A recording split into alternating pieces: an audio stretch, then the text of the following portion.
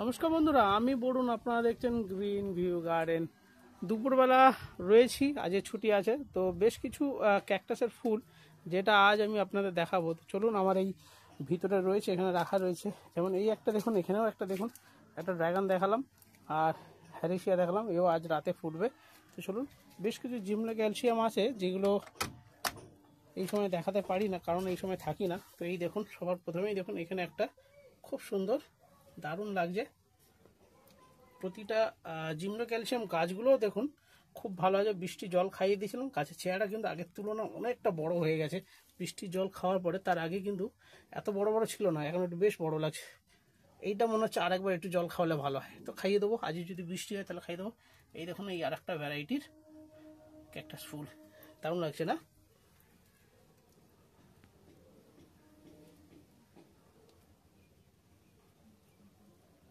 কেমন লাগলো ফুলগুলো কমেন্ট করে অবশ্যই জানাবেন। আর ক্যাকটাসের চেহারাগুলো তো দেখে বুঝতেই পারছেন, ভালোই আছে।